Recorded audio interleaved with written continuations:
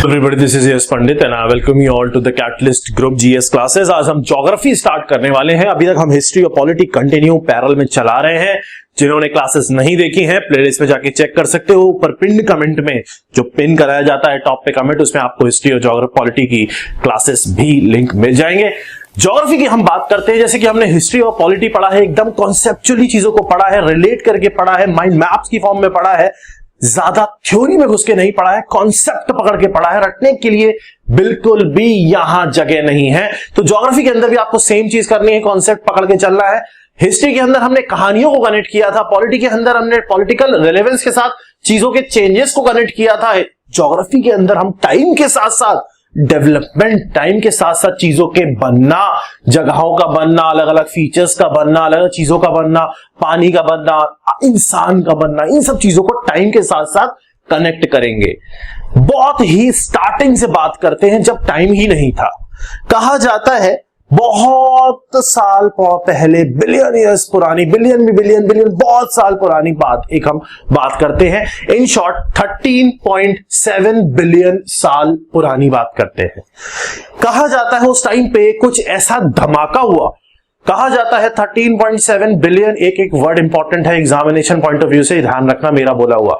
13.7 billion year पुरानी बात है, एक बहुत बड़ा धमाका हुआ, जिस धमाके की वजह से पूरे यूनिवर्स का निर्माण हुआ, पूरे ब्रह्मांड का निर्माण हुआ, यूनिवर्स का निर्माण हुआ। वो धमाका जिसमें हुआ एक बहुत ही कंसंट्रेटेड, बहुत ही छोटे वॉल्यूम का, बहुत ही ज्यादा डेंस दबा हुआ एक ऐसा एटम था। एटम सबसे छोटा पार्ट होता है किसी भी चीज का। तो ऐसा कहा जाता है एक एटम हुआ करता था, जिस एटम के अंदर बहुत कम वॉल्यूम था, बहुत हाई डेंसिटी थी और बहुत ही जबरदस्त हाई टेम्परेचर था, और वो एटम जब वो फटा तो उसके अंदर से जितनी चीजें निकली उन सब चीजों ने इस यूनिवर्स का निर्माण किया। वो एटम कहां से आया था, कब आया था, उसके अंदर क्या था एग्जैक्टली, नोबडी नोज। किसी को नहीं पता है। 50 लोग 50 तरीके की बात करते हैं, किसी को वो चीज नहीं पता है। हमारे पास एक पर्टिकुलर मोमेंट है, एक पर्टिकुलर टाइम है, जिस टाइम पे धमाका हुआ, उस धमाके को बोलते हैं बिग बैंग। और जो थ्योरी उस धमाके को एक्सप्लेन करती है उसको बोलते हैं big bang theory. 13.7 billion year पुरानी बात है ये। उस पॉइंट से पहले एक कंसंट्रेटेड पॉइंट हुआ करता था जिसके बारे में कोई इंफॉर्मेशन नहीं है। उस बिग बैंग थ्योरी, उस बिग बैंग धमाके के बाद यूनिवर्स बना। तो बेसिकली हम टाइम जो हमारे लिए स्टार्ट होगा वो बिग बैंग से स्टार्ट हुआ। उससे पहले क्या था किसी को नहीं पता, कुछ भी नहीं था। बिग बैंग थ्योरी ये कहती है कि 13.7 बिलियन ईयर्स पुराने बात है, एक पर्टिकुलर मोमेंट पे एक धमाका हुआ, जिस धमाके की वजह से यूनिवर्स का फॉर्मेशन हुआ। वो धमाका जिस एटम में हुआ था वो एटम बहुत ही ज्यादा छोटा, कंसंट्रेटेड, इनफाइनाइटली हाई टेम्परेचर, बहुत हाई टेम्परेचर, सबसे छोटा वॉल्यूम, स्मॉल वॉल्यूम और इनफाइनाइट डेंसिटी, एकदम दबा हुआ, जितना दबा सकते हो एकदम डेंस था, इतना डेंस था, उसके अंदर सारा यूनिवर्स समाया हुआ था। उसमें धमाका हुआ और यूनिवर्स का फॉर्मेशन हुआ। सही बात, इतना समझ में आया। कब हुआ था? 13.7 बिलियन ईयर्स पुरानी बात है। अब सुनना मेरी बात को।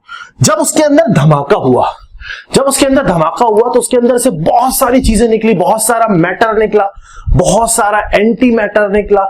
मैटर एंटी मैटर मतलब एक ये निकला ए, एक ये निकला बी। ए की नेचर अलग है, बी की नेचर अलग है, दोनों एक दूसरे से लड़ जाएंगे। ऐसे मैटर निकलने शुरू हुए जिनका चार्ज अलग अलग है। ये पॉजिटिवली चार्ज है, ये नेगेटिवली चार्ज है। ऐसी चीजें निकलनी शुरू हुई। जब वो चीजें बाहर निकली तो वो आपस में एक दूसरे से टकरा के डिस्ट्रॉय हो गए। बहुत सारी चीजें, सुनना मेरी बात को। धमाका हुआ तो नेगेटिव और पॉजिटिव दो तरीके की चीजें निकली, दोनों आपस में टकरा के धमाके की वजह से खत्म हो गए। बट कुछ मैटर बच गया। जब वो मैटर बचा उसमें कुछ नेगेटिवली चार्ज इलेक्ट्रॉन थे, कुछ पॉजिटिवली चार्ज प्रोटॉन थे जो बचा। बहुत सारे तो आपस में टकरा टकरू के डिस्ट्रॉय हो गए, कुछ बचे, उसमें कुछ नेगेटिवली चार्ज इलेक्ट्रॉन थे, कुछ पॉजिटिवली चार्ज प्रोटॉन थे। तुरंत उन दोनों के जो बचे हुए थे, कुछ पोर्शन बचे हुए थे, कुछ मैटर बचा हुआ था, तुरंत उस टाइम पे जो टेम्परेचर था वो 1 billion degree centigrade 1 billion degree centigrade reduce हो गया एकदम से। ये बिग बैंग थ्योरी की एक्सप्लेनेशन दे रहा हूं मैं आपको। धमाका हुआ, धमाके की वजह से मैटर और anti matter, positive negative charge चीजें डेवलप हुई, आपस में टकराई, खत्म हो गई, कुछ बच गए पॉजिटिव नेगेटिव। तुरंत वहां पे 1 बिलियन डिग्री सेंटीग्रेड का टेम्परेचर का रिडक्शन हुआ और उस टेम्परेचर के रिडक्शन में जो टाइम पीरियड कंज्यूम हुआ वो सिर्फ 3 मिनट।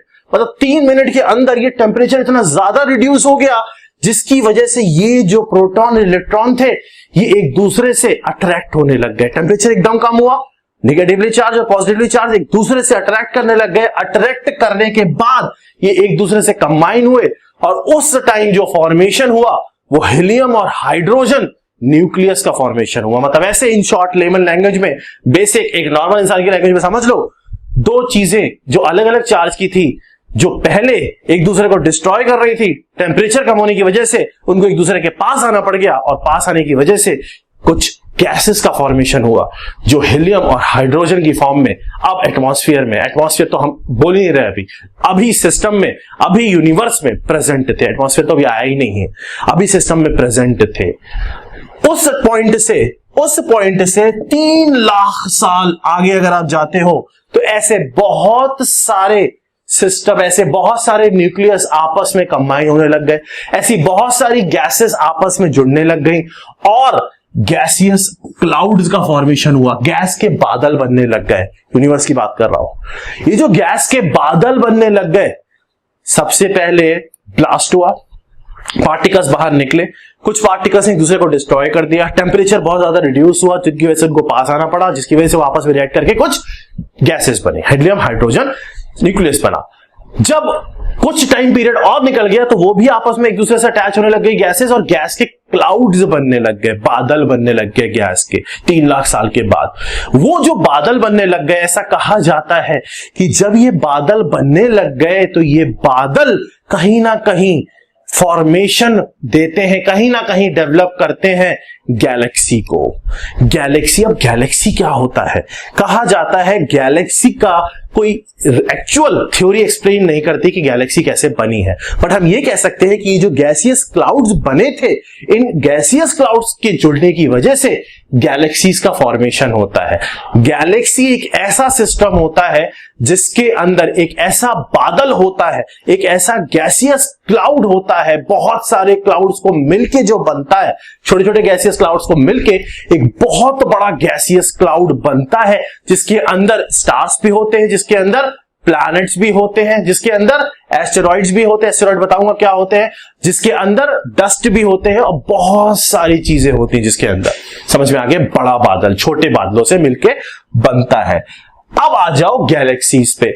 ब्रह्मांड का फॉर्मेशन होने जा रहा है, बम फटा, बिग बैंग हुआ, सब चीजें इधर उधर बिखर गई, कुछ चीजों ने एक दूसरे को डिस्ट्रॉय कर दिया, कुछ चीजें टेम्परेचर कम होने की वजह से एक दूसरे से चिपक गए तो कुछ और बन गए, कुछ और थे गैस, वो गैस जुड़ के गैसियस क्लाउड बन गए और वो बहुत सारे क्लाउड एक दूसरे से जुड़ के गैलेक्सी का फॉर्म लेते हैं। तो गैलेक्सी कुछ नहीं है, एक बहुत सारे क्लाउड्स का कॉम्बिनेशन है।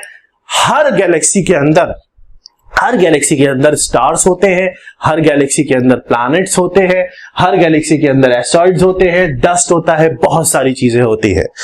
1920 ये समझ में आ रहा है ना? 1920 में एक आदमी हुआ करता था, एडविन हबल टेलीस्कोप, सुना होगा ना?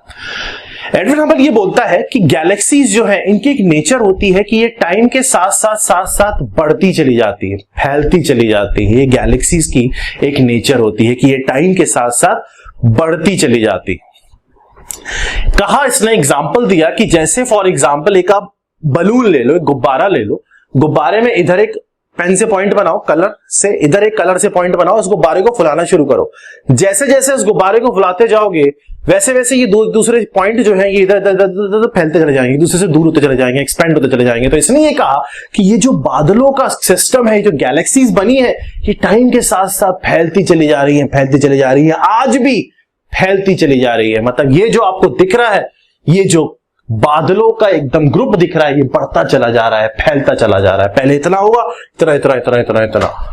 हमारा जो सोलर सिस्टम है जिसमें अर्थ है, वो गैलेक्सी जिसके अंदर अर्थ है, अर्थ एक प्लैनेट है, वो गैलेक्सी, मैंने आपको बताया गैलेक्सी एक बहुत बड़ा क्लाउड का कॉम्बिनेशन होता है, जिसमें से किसी एक क्लाउड की वजह से, बहुत सारे क्लाउड का कॉम्बिनेशन होता है जिसमें से किसी एक क्लाउड की, एक बादल की वजह से बहुत सारे प्लैनेट्स का डेवलपमेंट होता है। उसमें से एक प्लैनेट अर्थ है, और अर्थ जिस गैलेक्सी में आती है वो गैलेक्सी है मिल्की वे गैलेक्सी। हमारी जो गैलेक्सी जिसमें अर्थ एग्जिस्ट करती है मिल्की वे गैलेक्सी है। एडविन हबल 1920 में ये बोल के गया कि गैलेक्सीज कंटिन्यूअसली एक्सपैंड हो रही हैं, एक्सपैंड होती रहेंगी। तो अभी तक हमें इतना समझ में आ चुका है कि गैलेक्सी क्या होती है।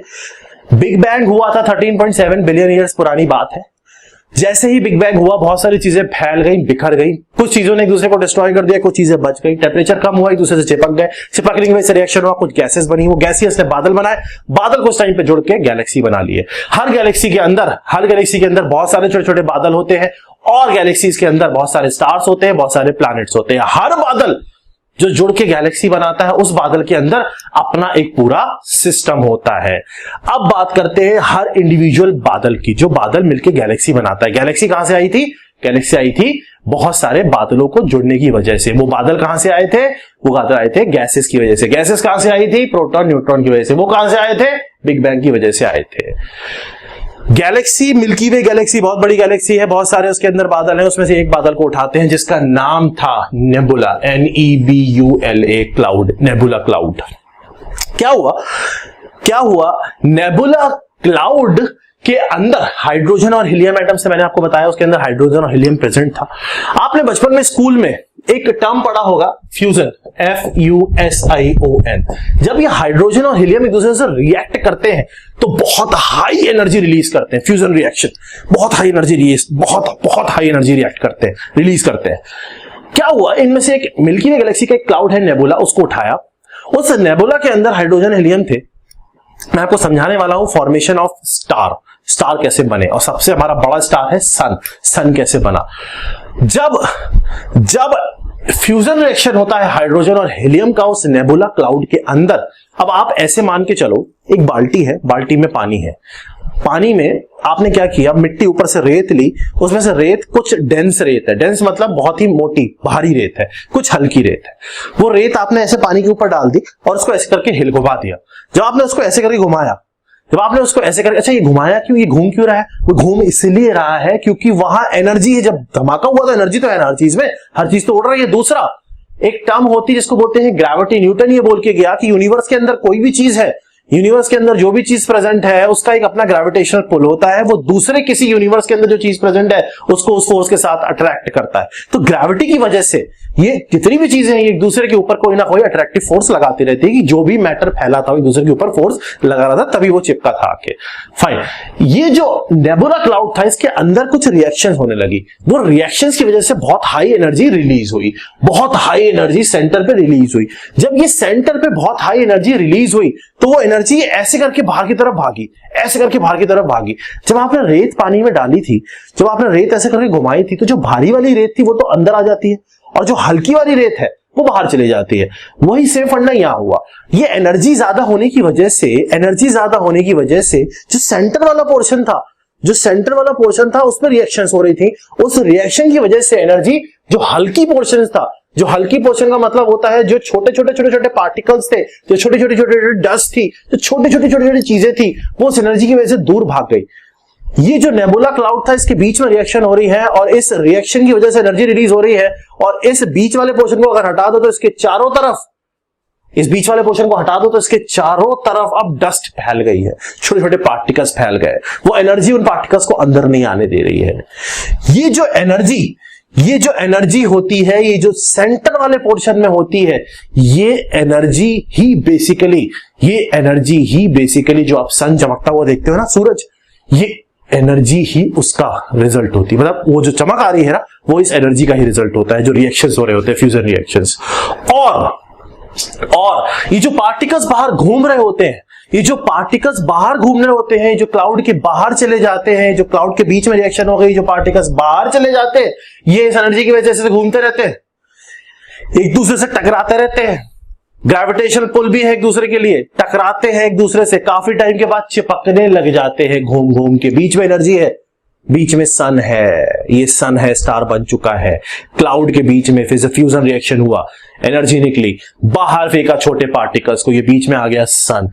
ये जो साइड वाले पार्टिकल्स थे ये एक दूसरे से टकरा रहे हैं, एक दूसरे से टकरा रहे हैं, टाइम बीतता चला जा रहा है, एक दूसरे के साथ अट्रैक्टिव फोर्स भी है, एनर्जी इनको अंदर आने नहीं दे रही, हल्के हैं ये, बाहर है और घूमते चले जा रहे हैं, घूमते चले जा रहे हैं, घूमते चले जा रहे हैं, क्योंकि निकले तो यहीं से थे, है तो इसी क्लाउड का पार्ट, अभी बताया था मैंने। तो ऐसे ही घूमेंगे ना, ये धीरे धीरे धीरे एक दूसरे से चिपकने लग जाते हैं, चिपकते चिपकते चिपकते ये ऐसे करके गोल गोल गोल गोल प्लैनेट्स बना लेते हैं। बीच में हो गया सन और साइड में हो गया प्लैनेट। इसका मतलब ये जो प्लैनेट का फॉर्मेशन है, ये जो प्लैनेट का फॉर्मेशन है, ये प्लैनेट का फॉर्मेशन बेसिकली डस्ट पार्टिकल्स का फॉर्मेशन है। ये जो डस्ट पार्टिकल एक दूसरे से चिपक जाते हैं, जुड़ जाते हैं, यही बाद में प्लैनेट बना लेते हैं। समझ में आ रहा होगा। प्लैनेट जो फॉर्म हुए थे वो 4.6 बिलियन ईयर्स अगो हुए थे, इतने साल पुराने हैं। और जो स्टार्स का फॉर्मेशन हुआ था ये 5 to 6 बिलियन ईयर्स अगो बात हो रही है। और जो बिग बैंग हुआ था वो 13.7 बिलियन ईयर अगो की बात है। टाइम पीरियड याद रखना, क्वेश्चन आता है। ये जितने भी प्लैनेट्स बने हैं 4.6 बिलियन ईयर अगो ही बने हैं। सारे प्लैनेट सेम टाइम पे बने हैं, चाहे वो अर्थ हो, चाहे वो वीनस हो, चाहे वो मार्स हो, चाहे वो कोई भी प्लैनेट हो, सारे प्लैनेट सेम टाइम पे ही बने हैं। इसीलिए बिग बैंग थ्योरी इन चीजों को प्रूव कर पा रही है। अगर ये सारे प्लैनेट अलग अलग टाइम पे बने होते तो इन सब को बनने का अलग अलग प्रोसीजर, अलग अलग थ्योरी देनी पड़ती। आज बिग बैंग थ्योरी इन सारी चीजों के फॉर्मेशन को एक्सप्लेन करने का दम रखती है, क्योंकि बिग बैंग थ्योरी ये कहती है कि ये सारे प्लैनेट्स के जो फॉर्मेशन थे ये 4.6 बिलियन ईयर अगो ही हुए थे। लोगों के इंफॉर्मेशन, लोगों के परसेप्शन, लोगों की थ्योरीज को ही कहीं पॉइंट पे जो नई नई थ्योरीज आई है उन्होंने कोशिश किया इस थ्योरी को दबाने का, बट अभी तक ऐसा कुछ हुआ नहीं है। तो हमारे लिए सिलेबस पॉइंट ऑफ व्यू से big bang theory is the only theory which is important.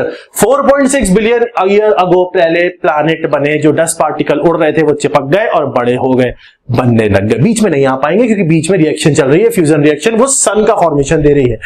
Milky way Galaxy के अंदर नेबुला क्लाउड की वजह से बीच में सन बना और आसपास 8 प्लैनेट बने। पहले 9 हुआ करते थे। प्लूटो को ड्वार्फ, DWARF, छोटा, प्लूटो को ड्वार्फ कंसीडर किया गया है, प्लैनेट नहीं बोला जाता है। किसी भी प्लैनेट को प्लैनेट होने के लिए एक स्पेसिफिक साइज और बहुत सारी कंडीशन फॉलो करनी होती है, जो प्लूटो नहीं कर पा रहा था, इसलिए प्लूटो को उस लीग से बाहर कर दिया गया। आज हमारे पास 8 प्लैनेट है। समझ में आ रहा होगा। सन बन गया जो स्टार है, फ्यूजन रिएक्शन की वजह से बना। रिएक्शन किसकी वजह से हो रही थी? रिएक्शन हीलियम और हाइड्रोजन की वजह से हो रही थी। वो कहां से आई थी? वो प्रोटॉन और इलेक्ट्रॉन के कॉम्बिनेशन की वजह से आई थी। वो कहां से आए थे? बिग बैंग एक्सप्लोजन की वजह से आए थे। किसमें एक्सप्लोजन हुआ था? एटम में एक्सप्लोजन हुआ था। एटम में क्या होता है? प्रोटॉन इलेक्ट्रॉन्स होते हैं। समझ में आ रहा होगा, समझ में आ रहा होगा। ठीक, नेक्स्ट एक स्टेप आगे जाते हैं। अब हमने प्लैनेट बना लिए हैं, अब हमारा काम है सोलर सिस्टम को डिस्कस करना। बीच में सन है, आसपास बहुत सारी चीजें घूम रही हैं, मिट्टी घूम रही है, अलग अलग टाइप के डस्ट घूम रहे हैं, जुड़ जुड़ के प्लैनेट बनाते चले जा रहे हैं। 8 प्लैनेट बनते हैं, Mercury, Venus, Earth, Mars, Jupiter, Saturn, Uranus, Neptune. ये 8 प्लैनेट बनते हैं हमारे। यहां पे ये जो 4 प्लैनेट आपको दिख रहे हैं, ये वाले मरकरी, वीनस, अर्थ और मार्स, ये जो 4 प्लैनेट आपको दिख रहे हैं, इनको बोला जाता है इनर प्लैनेट। उसके बाद ये जो प्लैनेट्स होते हैं इनको बोला जाता है आउटर प्लैनेट। बीच में ये एक एस्टेरॉइड बेल्ट होती है। एस्टेरॉइड्स एक्चुअली वो डस्ट पार्टिकल्स है जो बहुत छोटे हैं, एक दूसरे से चिपके हैं, लेकिन वो प्लैनेट तक का साइज नहीं बना पाए हैं, लेकिन घूम सन के चारों तरफ ही रहे। पूरी मिट्टी सन के चारों तरफ ही घूम रही थी ना, डस्ट पार्टिकल, गैसेस सब घूम रहे थे, कुछ बड़े बड़े चिपक गए। ये वो है जो चिपक नहीं पाए, छोटे छोटे छोटे छोटे छोटे हैं। तो यहाँ पे एक एस्टेरॉइड बेल्ट है इन 4 के पीछे, एस्टेरॉइड बेल्ट। तो इससे पहले वाले जो है वो सारे के सारे इनर प्लैनेट बोले जाते हैं, इससे पीछे वाले जो है वो सारे के सारे आउटर प्लैनेट बोले जाते हैं। समझ में आ रहा होगा। अच्छा, ये जो सन है, मैंने आपको एक चीज बताई थी, ग्रेविटी एक फोर्स ऑफ अट्रैक्शन है जो यूनिवर्स में किसी भी 2 बॉडीज के बीच में होती है, ऐसा न्यूटन बोल के गया। न्यूटन ये भी बोल के गया कि जिस बॉडी का साइज जितना बड़ा होगा उसका अट्रैक्टिव ग्रेविटेशनल पुल उतना ज्यादा होगा। सन का ग्रेविटेशनल पुल बहुत हाई है, अच्छा खासा है। इसका मतलब ये जितने भी ये जो 4 आपको दिख रहा है जो सन के पास है, सन को खींच रहा होगा, सन को खींचने की कोशिश कर रहा होगा, अट्रैक्ट करने की कोशिश कर रहा होगा, बट एनर्जी इनको पास आने नहीं दे रही है। इसका मतलब बेसिकली अगर मैं आपसे कहूं किसी चीज को खींच रहे हो लेकिन कोई एनर्जी उसको पीछे भेज रही, तो वो टाइट हो जाएगा, वो हार्ड हो जाएगा। इसलिए इन 4 प्लैनेट्स को बोला जाता है terrestrial planets, hard Rocky planets. Density बहुत ज्यादा होती है, खींच रहा है ना सन, बड़ा है, खींच रहा है। इनको बोला जाता है Jovian planet, gaseous planet, Jovian, JOVIAN, gaseous, इसमें गैसेस ज्यादा होती है। सन की जो एनर्जी है जो बाहर फेंकना चाह रही है, जो हवा चल रही है, वो हवा इस अट्रैक्टिव फोर्स को, ये इनको खींच भी रहा है, एनर्जी भी जा रही है, तो कहीं ना कहीं ये डेंस हो जाते हैं, लेकिन वो जो हवा है वो इनके अंदर ज्यादा इफेक्ट डालती है, इसलिए जो गैसेस ज्यादा पाई जाती है वो इन प्लैनेट्स के अंदर पाई जाती है। जो सोलर विंड है, जो सोलर विंड चल रही है, वो इनके अंदर ज्यादा इफेक्ट लेके आ रही है, जो जोवियन प्लैनेट्स है। सोलर सिस्टम कैसे बना समझ में आ रहा है, इनर प्लैनेट्स आउटर प्लैनेट्स समझ में आ चुके हैं, मैंने आपको बता दिया है। डस्ट ज्यादा होती है आउटर प्लैनेट्स के अंदर, गैसेस ज्यादा होती है, क्वेश्चन आ सकता है। इनर प्लैनेट टेरेस्ट्रियल होते हैं, रॉकी होते हैं, गैसेस कम होती हैं। इनिशियली तो बहुत ही कम गैस हुआ करती थी जब अर्थ बनी थी, तो अर्थ एक बेसिकली टेरेस्ट्रियल प्लैनेट है, इनर प्लैनेट है। इतना समझ में आ गया होगा सोलर सिस्टम कैसे बन रहा है। नेक्स्ट एक टर्म आप देखते हो, टर्म क्या, एक चीज आप देखते हो छत से खड़े होके, इसको बोलते हैं हम चंद्रमा, मून बोलते हैं। बहुत सारे मून है, 181 के आसपास मून है टोटल जो हमारे सोलर सिस्टम में, 181। हर किसी प्लैनेट के अपने मून होते हैं, मून एक सैटेलाइट होता है, आप अच्छे से जानते हो।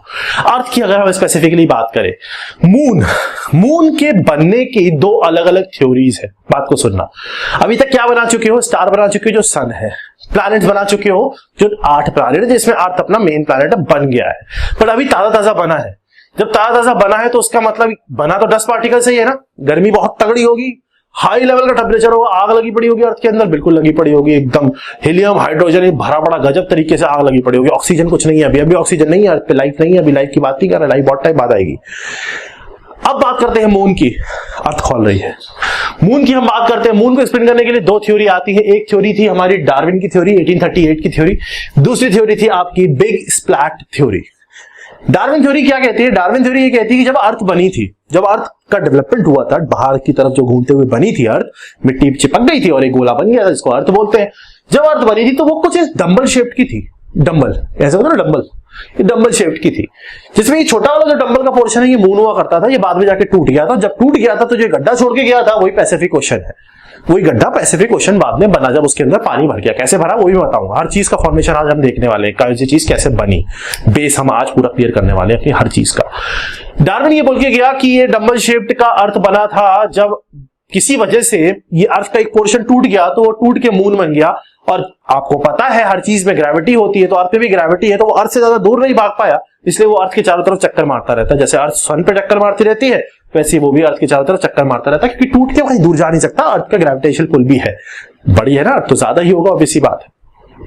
इस थ्योरी को खराब गलत बताया गया और मॉडर्न थ्योरी आई जिसमें बोला बिग स्प्लैट थ्योरी। इस थ्योरी ने कहा कि ऐसा कुछ नहीं था कि अर्थ से कोई डंबल चिपका हुआ था, ऐसा कुछ नहीं था, मतलब गोला चिपका हुआ था, ऐसा कुछ नहीं था। थोड़े टाइम के बाद, कुछ टाइम के बाद ऐसा हुआ, एक्चुअली ये बोला गया कि 4.44 बिलियन अगर ईयर पीछे जाओ, आज से 4.44 बिलियन ईयर्स अगो अगर आप बात करोगे, 4.6 पे अर्थ बनी थी, ये 4.44 बिलियन ईयर्स अगो की बात कर रहे हैं। ऐसे टाइम पे एक मार्स के बराबर का कोई सिस्टम या कोई एक ऐसा कॉम्बिनेशन डस्ट का अर्थ से आके टकराया था किसी वजह से, जिसकी वजह से अर्थ का कुछ पोर्शन टूट के अलग हो गया और वो पोर्शन आज मून है। मतलब ये थ्योरी, बिग स्प्लैट थ्योरी, ये कहती है कि एक स्प्लैट हुआ था, एक जाके टकराया था, कुछ मार्स के बराबर का साइज का पार्टिकल अर्थ से जाके टकराया था 4.44 बिलियन ईयर को पहले, जिसकी वजह से अर्थ का कुछ पोर्शन अलग हो गया, जो आज मून की फॉर्म में आपको दिखता है। एक्चुअली क्या हुआ, जब अर्थ से कोई चीज टकराई थी तो बहुत सारे पार्टिकल्स टूटे अलग हुए, बट वो सारे पार्टिकल्स के बीच में अट्रैक्टिव फोर्सेस थी। अर्थ की भीतर से ग्रेविटेशनल पुल था, अर्थ भी अट्रैक्टिव फोर्स था, और वो घूम रहे थे अर्थ की तरफ, तो धीरे धीरे वो आपस में कोलाइड होते गए, टकराते गए और चिपकते चले गए और सारे पार्टिकल चिपक के मून की फॉर्म ले लिया। और उसके बाद वो अर्थ की तरफ पूरा का पूरा मून घूम रहा है। पहले छोटे छोटे पार्टिकल्स घूम रहे थे, उनका भी आपस में अट्रैक्टिव फोर्स था, वो एक दूसरे से चिपकने लग गया, धीरे धीरे करके सारे चिपक गए और अर्थ की तरफ पूरा का पूरा मून घूमने लग गया। This is big splat theory. जो थ्योरी कहीं ना कहीं डार्विन 1838 की थ्योरी को गलत साबित करती है कि डंबल शेप जैसा कुछ नहीं था। ठीक, मून बना लिया। अब आ जाओ अर्थ पे। जब अर्थ बनी, जब ताजी बनी, सन के बहुत पास है, अच्छी खासी एनर्जी दे रहा है सन, उसको खींच भी रहा है, टाइट भी है। अर्थ एकदम खौलती हुई बनी, एकदम हाई टेम्परेचर अर्थ। मतलब अर्थ जब फॉर्म की थी, अगर आप अर्थ के इवोल्यूशन की बात करो, अगर आप देखो अर्थ की रियलिटी, तो आप कहोगे सर अर्थ जब बनी थी तब से लेकर आज अगर आप अर्थ को देखते हैं, जिसमें आप रह रहे हो, जमीन आसमान का फर्क है, बहुत सारे चेंजेस हुए हैं। आज हम वो सारे चेंजेस पढ़ेंगे धीरे टाइम के साथ साथ, कैसे कैसे चीजें बदली और क्यों बदली। कॉन्सेप्ट पढ़ोगे तो ये चीजें याद रहेंगी। अभी आपको पुराना क्लास तो याद हो रहा होगा ना, समझ में आ रहा होगा कि भाई बम फटा, एटम टूटा, प्रोटॉन न्यूट्रॉन निकले, कुछ डिस्ट्रॉय हो गए, चिपके, हीलियम हाइड्रोजन बना, गैस बना, क्लाउड चिपका, मिल्की वे गैलेक्सी बना, उसमें से एक नेबुला क्लाउड था, नेबुला क्लाउड के बीच में रिएक्शन हुए, हाइड्रोजन ने एनर्जी रिलीज करी, बीच में सन बना, एनर्जी रिलीज करी तो 10 पार्टिकल दूर चले गए, उड़ने लग गए चारों तरफ, चिपकने लग गए, प्लैनेट्स बनने लग गए। उन प्लैनेट्स में से जो अंदर वाले प्लैनेट्स थे उन प्लैनेट्स को इनर प्लैनेट्स बोला जाता है। हाई अट्रैक्टिव फोर्स, इसलिए डेंसिटी ज्यादा होती है, इसलिए टेरेस्ट्रियल रॉकी होते हैं। दूर वाले प्लैनेट्स में गैस ज्यादा होती है, बीच में एक एस्टेरॉइड बेल्ट है, एस्टेरॉइड प्लैनेट नहीं होता, छोटा पार्टिकल होता है, चिपक के बना होता है, होता डस्ट का पार्टिकल ही है। मून कैसे बना था? दो थ्योरी थी, एक थ्योरी थी कि डंबल निकला था, दूसरी थ्योरी थी कि भाई पार्टिकल्स निकले थे। तो बिग स्प्लैट थ्योरी ज्यादा बेटर है, पार्टिकल्स निकले थे, चिपके थे और फिर घूमने लग गए थे। अब बात करते हैं अर्थ की। अर्थ जब बनी थी तो खौलती हुई बनी थी। अर्थ के अंदर जो मेटल्स हुआ करते थे उस समय इतना हाई टेम्परेचर था कि जो हैवी मेटल्स थे, देखो एक ऑब्वियस सी बात है, जब कोई चीज गर्म होती है, खौल रही होती है, तो जो हैवी चीज होती है वो अंदर की तरफ आ जाती है, अंदर की तरफ इकट्ठी होने लग जाती है। तो उस टाइम पे अर्थ का टेम्परेचर बहुत हाई था। उस टाइम पे जो अर्थ के अंदर एलिमेंट्स थे, जैसे फॉर एग्जांपल आपका आयरन है, ये ऐसे हैवियर एलिमेंट्स है, ये पिघल के सारे अंदर की तरफ इकट्ठे होने लग गए। जब ये अंदर की तरफ इकट्ठे होने लग गए तो इन्होंने सबने ये जो ऐसे हैवी मेटल्स थे, इन्होंने अर्थ की कोर डेवलप करी। देखो अर्थ को अगर आप काटते हो, ये ढक्कन यहां से काट के इसको निकाला है, ये जो बाहर वाला लेयर होता है इसको हम बोलते हैं क्रस्ट, मेंटल ये इसके अंदर वाला लेयर होता है मेंटल, ये होता है आपका आउटर कोर और ये होता है इनर कोर। इसको व्हाइट कलर से लिख देता हूं, ऐसे दिखेगा नहीं। ये हमारा इनर कोर है और ये आउटर कोर है। ये अर्थ की अलग अलग लेयर्स है। इन पे स्पेशल अलग से एक क्लास लगाऊंगा, नेक्स्ट क्लास जो है उस पे ये और ह्यूमन लाइफ कैसे बनी वही समझाने वाला हूं मैं आपको, क्योंकि ये काफी इंपॉर्टेंट है और इसको इन डेप्थ समझना जरूरी है। अभी के लिए आज की अगर हम क्लास की बात कर रहे हैं अभी तक के लिए, क्योंकि हम अभी सिर्फ और सिर्फ फॉर्मेशन और अपने कॉन्सेप्ट क्लियर करना चाह रहे हैं, उसके लिए भी आप इतना ही समझो कि अर्थ की जो 4 लेयर थी उसमें जो अंदर जब से हैवियर पार्टिकल्स थे, हैवियर एलिमेंट्स थे, वो पिघल के ये अंदर की साइड इकट्ठे हो गए थे। जो अर्थ का कोर बना रहे थे, आयरन, हैवी एलिमेंट्स, ये अंदर की साइड इकट्ठे हो गए थे अर्थ का। समझ में आ रहा होगा? ये अर्थ की फॉर्मेशन थी। बहुत हाई टेम्परेचर, हैवियर एलिमेंट्स अंदर चले गए, लाइटर एलिमेंट्स बाहर की तरफ चले गए। धीरे धीरे टेम्परेचर धीरे टाइम के साथ साथ टेम्परेचर कम होता चला जा रहा है, धीरे धीरे कम होगा। ऑब्वियस सी बात है, नई बनी है, खौलती हुई बनी है, 10 पार्टिकल अभी भी चिपके हैं, एनर्जी बहुत हाई है। धीरे धीरे चीजें नॉर्मलाइज होंगी, टेम्परेचर कम होगा। जब टेम्परेचर कम होगा तो बाहर वाला जो क्रस्ट होता है वो हार्ड होने लग जाता है और ओवरऑल ऊपर वाला जो पोर्शन होता है वो हार्ड हो जाता है, अंदर वाला पोर्शन अभी भी खौलता हुआ कहीं ना कहीं रह जाता है, जिसको हम बोलते हैं मोल्टन मैग्मा। बताते हैं अभी क्या होता है। इतना समझ में आ गया? बाहर वाला आउटर क्रस्ट धीरे धीरे टेम्परेचर कम होने की वजह से ठंडा हो गया और वो हार्ड हो चुका है। बिल्कुल उसी टाइम पे एक और हरकत हुई थी जब ये स्प्लैट हुआ था, जाके मून बनने वाला सिस्टम हुआ था, जब वो पत्थर टकराया था जाके, तो उस टाइम पे फिर से टेम्परेचर बढ़ गया था। वो समझेंगे नेक्स्ट क्लास के अंदर। अभी इतना समझो, अर्थ का फॉर्मेशन हुआ, अर्थ की 4 लेयर है। अर्थ पहले खौलती हुई थी, धीरे धीरे टाइम के साथ चेंजेस आने लगे। अब टाइम के साथ जो अर्थ में चेंजेस आए हैं उनको हम 4 स्फीयर्स में, चेंजेस के अंदर जो अर्थ के अंदर टाइम के साथ साथ आते चले जा रहे हैं उनको, जैसे मैंने अभी आपको बताया, 4 स्फीयर्स के साथ एक्सप्लेन किया जा सकता है वो चेंजेस के अंदर। पहला स्फीयर होता है जिसको बोलते हैं लिथोस्फीयर। लिथोस्फीयर का मतलब होता है अर्थ की जो लेयर्स है उसका डेवलपमेंट, जो क्रस्ट है जिसपे आप रहते हो, मैं रहता हूं, उसका डेवलपमेंट, मेंटल का डेवलपमेंट, 2 लेयर क्रस्ट और मेंटल, उसको बोलते हैं लिथोस्फीयर। क्रस्ट और मेंटल के डेवलपमेंट के बाद बात आती है एटमॉस्फेयर की। तो पहला हो गया लिथोस्फीयर, फिर हो गया एटमॉस्फेयर। एटमॉस्फेयर का मतलब होता है गैसेस का डेवलपमेंट। पहले लेयर्स बनी, मैंने आपको बताया हैवी एलिमेंट अंदर के साइड बैठ गया जाके, तो आयरन अंदर बैठ गया, मतलब कोर बन गया, इनर कोर, आउटर कोर। उसके बाद बारी आई मेंटल और क्रस्ट की। कैसे बनी मेंटल और क्रस्ट वो हम नेक्स्ट क्लास में पढ़ेंगे। जब क्रस्ट बन जाती है तो अब जो नेक्स्ट स्फीयर अर्थ की स्टेज में आता है, डेवलपमेंट में आता है, वो आता है एटमॉस्फेयर का। अब गैसेस की बारी आई। देखो जब अर्थ ताजी बनी थी उस टाइम पे आपको मैंने बताया था, उस टाइम पे तो ऑक्सीजन का नामो निशान ही नहीं था। कहां से आएगी ऑक्सीजन? उस टाइम पे 2 ही तरह की जो मेजर गैसेस थी वो थे हीलियम और हाइड्रोजन। बहुत भयंकर तरीके से रिएक्शंस हो रहे थे, तो अर्थ के अंदर भी रिएक्शंस हो रहे थे। बिल्कुल, तो एटमॉस्फेयर के धीरे धीरे टाइम टू टाइम चेंजेस आने शुरू हुए। अर्थ के अंदर एटमॉस्फेयर के अंदर धीरे धीरे जो चेंजेस आए उसके अंदर क्या क्या सिस्टम बना। हीलियम, हाइड्रोजन सबसे पहले गैसेस हुआ करती थी, फिर उसके बाद वाटर वेपर और उसके बाद फाइनली ऑक्सीजन का फॉर्मेशन। तो एटमॉस्फेयर के अंदर ये 3 डिफरेंट चेंजेस देखने को मिले। पहले हीलियम, हाइड्रोजन जब अर्थ बनी, उसके बाद वाटर वेपर कैसे बना अभी समझाता हूं।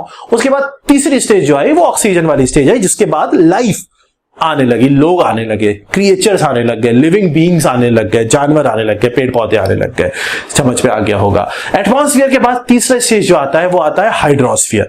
हाइड्रोस्फीयर एक बहुत इंपॉर्टेंट चीज है। हाइड्रोस्फीयर का मतलब होता है पानी, ओशंस का बनना।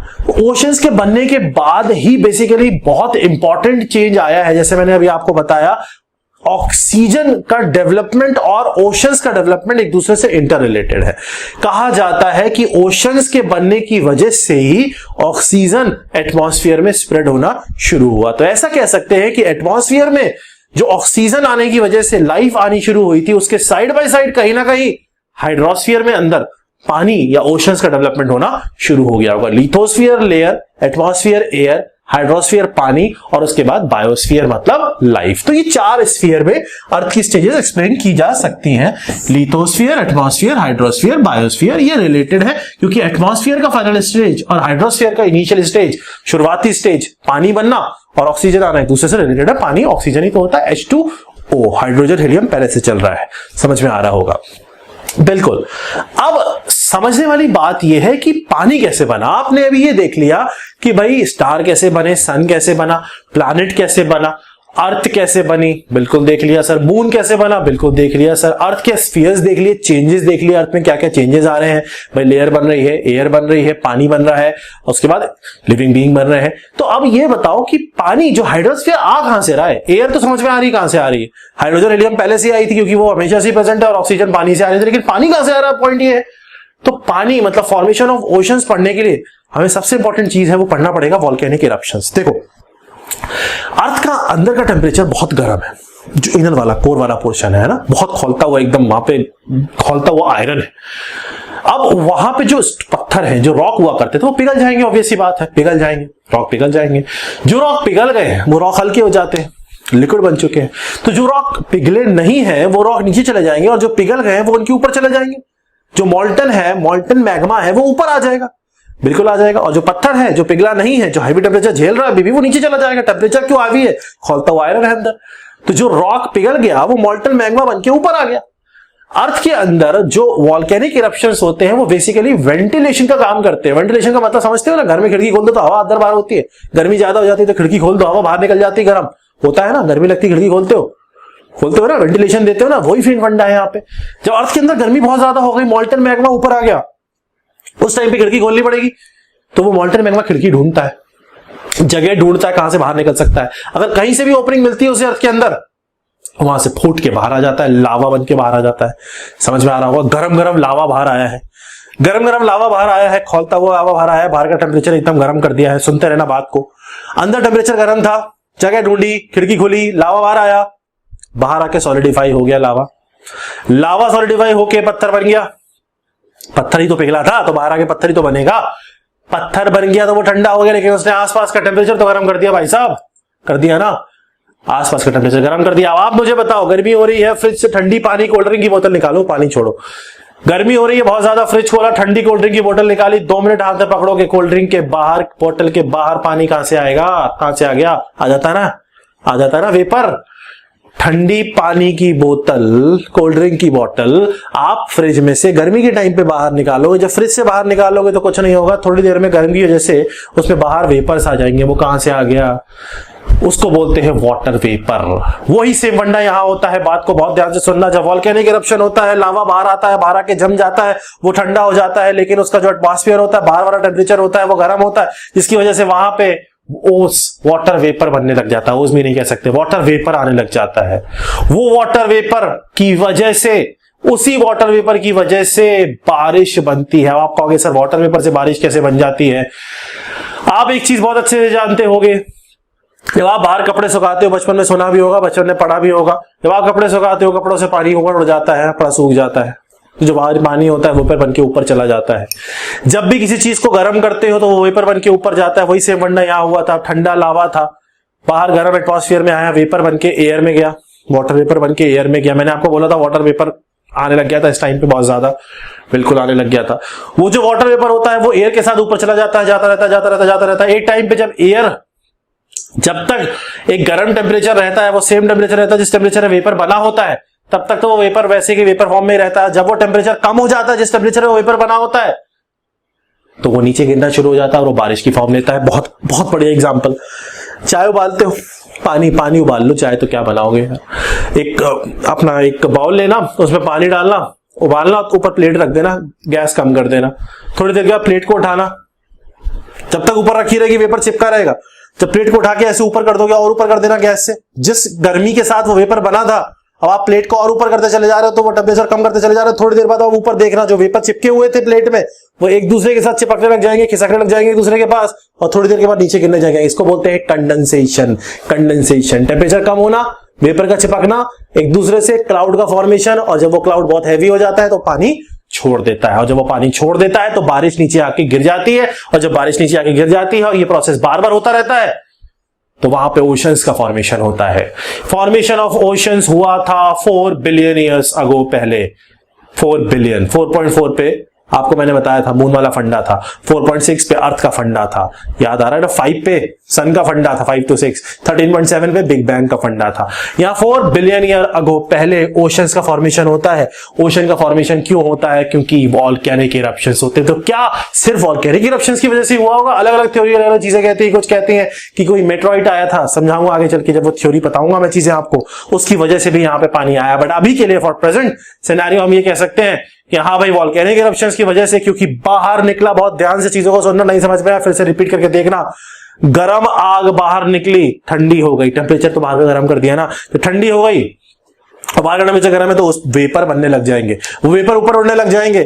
जब वो ऊपर उड़ने लग जाएंगे तो तब तक जब तक वो टेम्परेचर सेम रहेगा जिस टेम्परेचर पे वो लावा निकला हुआ था बाहर, तब तक तो वो वेपर रहेगा। और जब वो टेम्परेचर कम हो जाएगा तो वो एक दूसरे से चिपकने लग जाएंगे, चिपकने लग जाएंगे तो वो बादल बना लेंगे, बादल बना लेंगे तो वो जब भारी हो जाएंगे पानी नीचे गिर जाएगा। ये प्रोसेस बार बार होता गया, जिसकी वजह से ओशंस बनने लग गए 4 बिलियन ईयर को पहले, या फिर 4000 मिलियन। बिलियन और मिलियन में 3 जीरो का फर्क होता है। 10⁻⁶ मिलियन होता है, 10⁻⁹ बिलियन होता है। समझ में आ गया होगा।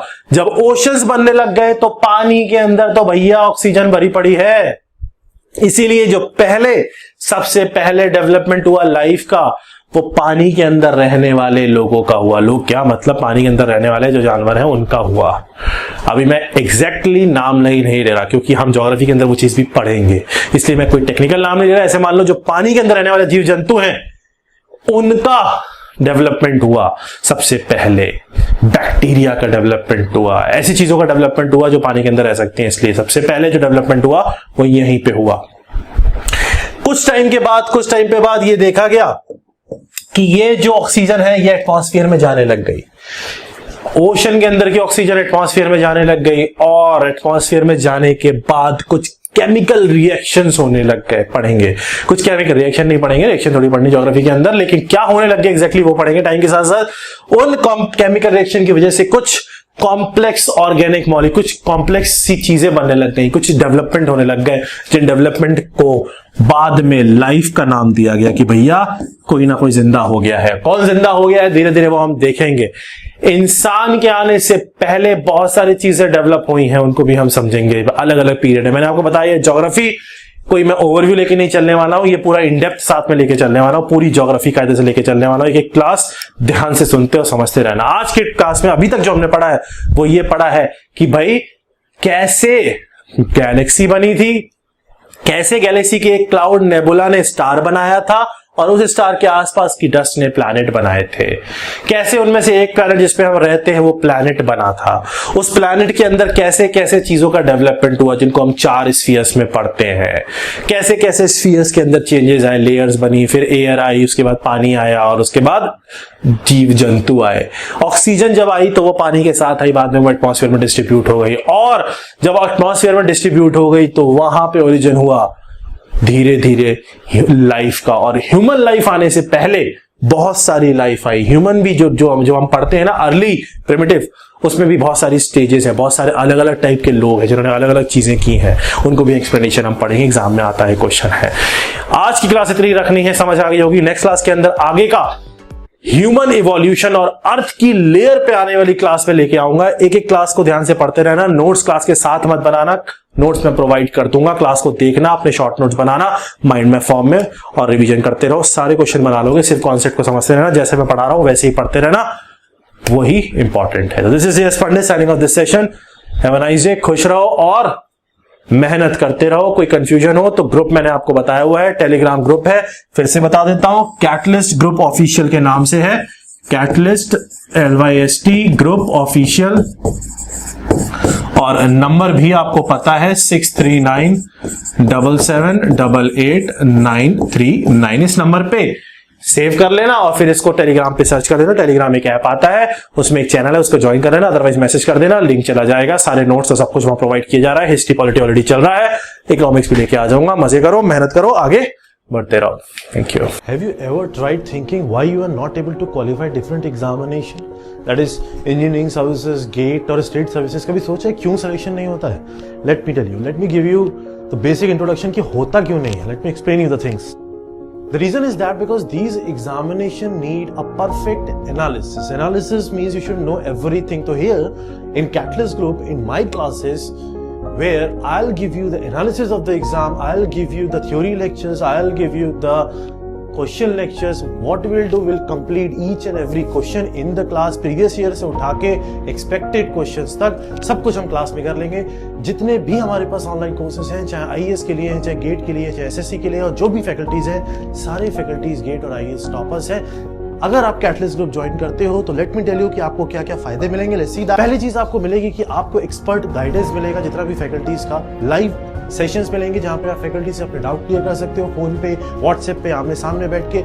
सब फैकल्टीज के लिए आपके पास अपॉइंटमेंट होगा, आप उनसे डायरेक्ट डिस्कशन कर सकते हो। साथ में हम आपको नोट्स देंगे, जो हमारे स्पेशल माइंड मैप्स की फॉर्म में नोट्स होते हैं, जिसमें आपको याद करना ईजी रहेगा। कुछ मोटिवेशनल सेशंस होंगे, प्रोग्रेस एनालिसिस होगी, नोट्स होंगे, हम अपना स्टडी मटेरियल आपको प्रोवाइड करेंगे, बुक्स आपको प्रोवाइड की जाएंगी, आपको A to Z each and everything provide किया जाएगा। हर कोर्स में हमारे पास मिनिमम से मिनिमम 1000 लेकर 2000 लेक्चर्स हैं, depending upon the course which you are taking. अलग अलग हमारे पास कोर्सेज हैं, डिफरेंट कोर्सेज हैं, जो आप कंबाइन करके भी ले सकते हो। तो everything we have for you. तो I welcome you all to the Catalyst Group. Visit the link below, call us for admissions. Our new version 1.1 is already launched and admissions are open under all our courses. Thank you.